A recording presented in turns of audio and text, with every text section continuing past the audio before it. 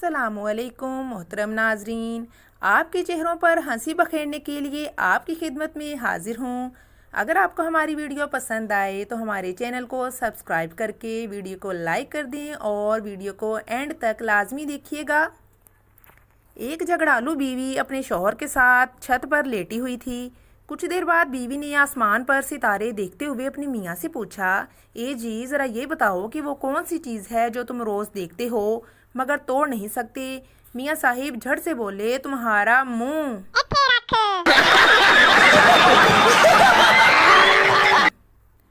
बारिश रुकी तो काके की फूफो भी आ गई। बाप काके की फूफो से, अरे आओ कैसे आना हुआ। काका बीच में बोल पड़ा, पापा बारिश के बाद ऐसी चीजें निकल आती हैं।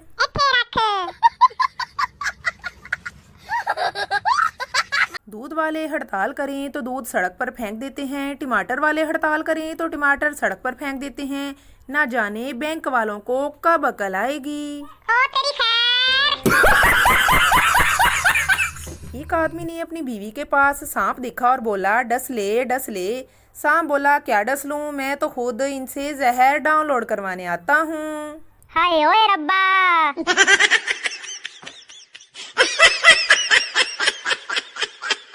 टीचर जो मेरे सवाल का जवाब देगा वो घर जा सकता है। एक बच्चे ने अपना बैग खिड़की से बाहर फेंक दिया। टीचर ये बैग किसने फेंका। बच्चा, मैंने, अब मैं घर जा सकता हूँ। बेड़ा गर्क। एक जहाज जब काफी बुलंदी पर पहुंचा तो पायलट जोर जोर से हंसने लग गया। लोगों ने पूछा, तुम क्यों हंस रहे हो। तो पायलट ने जवाब दिया, मजा तो तब आएगा जब पागल खाने वालों को पता चलेगा कि मैं फरार हो गया हूँ। प्रोग्राम पे बढ़ गया। पठान के 3 बच्चे हुए, नाम रखा हसरत खान, हरकत खान, बरकत खान। फिर 3 और बच्चे हुए, नाम रखा दरिया खान, समंदर खान, सैलाब खान। फिर 3 और बच्चे हुए, नाम रखा हिम्मत खान, हौसला खान, बर्दाश्त खान। फिर 3 और हुए, इस बार बीवी ने नाम रखा बस कर खान, होश कर खान, रहम कर खान। हाय ओए रब्बा। मारो मुझे मारो।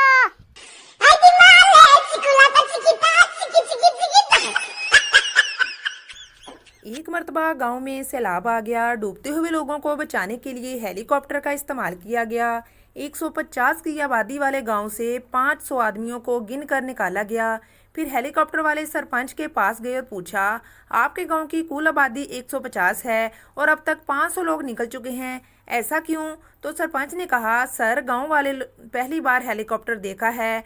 आप एक तरफ से निकालते हो, ये दूसरी तरफ से फिर आ जाते हैं। मैं खुद तीसरी बार आया हूँ। झूले माइया। सत्यानाश। डबल सवारी पर पाबंदी है और तुम 4 बैठ के जा रहे हो। तालिबे इल्म ने परेशानी से पीछे देखा, हाय ओ 4 बगैर तो 5वां किथे सुट आए हो। ओने ते सानू रोटी खवानी सी। ਇੱਥੇ ਰੱਖ।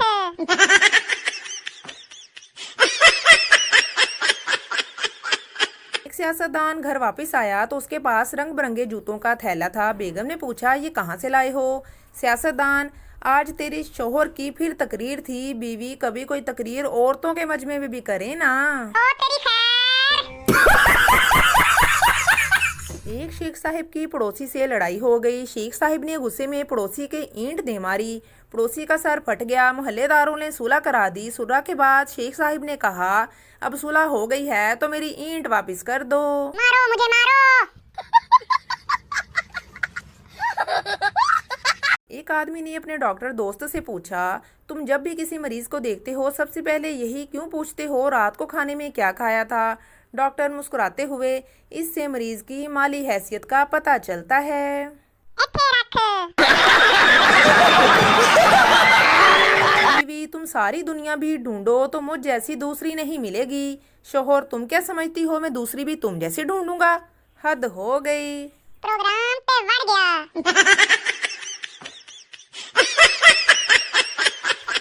एक फलस्तीनी बच्चा जिसकी उम्र 10 साल से कम थी रोजाना स्कूल जाते हुए रास्ते में इसराइली फौजी उसे रोकता और जूते उतरवा कर कहता, जाओ मेरे लिए चाय लेकर आओ। कमसन लड़का चाय ले आता तो मालूम चलता कि इसराइली फौजी ने उसके जूतों में पेशाब कर दिया। ये सिलसिला यूं ही चलता रहा। एक दिन इसराइली फौजी चाय की चुस्की लेते हुए बड़ी हकारत से कहने लगा कि क्या तुम में और हम में कभी अमन भी हो सकता है? बच्चे ने नफ़ी में सर हिलाते हुए कहा, बिल्कुल नहीं।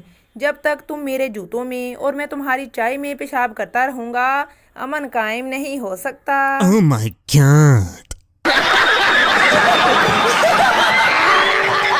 एक दफ़ा का जिक्र है कि टोपियां फरोख्त करने वाला एक शख्स उस दरख्त के नीचे आराम कर रहा था कि अचानक उसने देखा कि उसकी टोपियों वाला बैग बंदर ले गए हैं और पहन भी रखी हैं।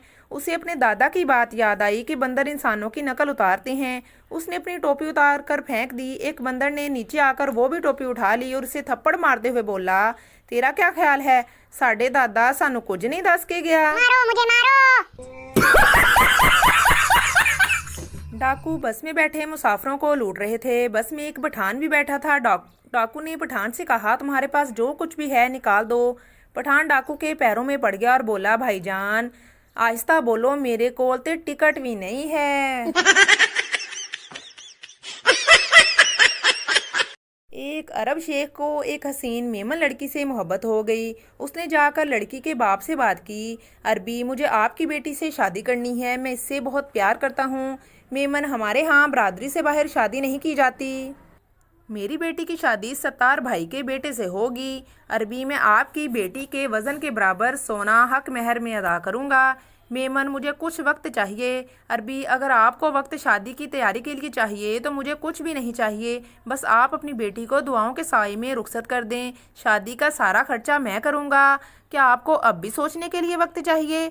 मेमन, सोने में तोलने के बाद सोचने की गुंजाइश ही कहाँ रही? मेरी बेटी दुबली पतली है, कुछ वक्त दो ताकि मैं वज़न बढ़ा सकूँ। प्रोग्राम पे बढ़ गया। एक शेख ने अरबी को खून देकर उसकी जान बचाई। अरबी ने उसे BMW कार गिफ्ट की। कुछ अरसे बाद अरबी को फिर खून की ज़रूरत हुई तो उसी शेख ने फिर उसे खून दिया। इस बार अरबी ने उसे डिंग डोंग बबल का पैक गिफ्ट दिया। शेख गुस्से से, मर्सिडीज़ क्यों नहीं दी? अरबी, अब हमारी रगों में शेखों का खून दौड़ रहा है।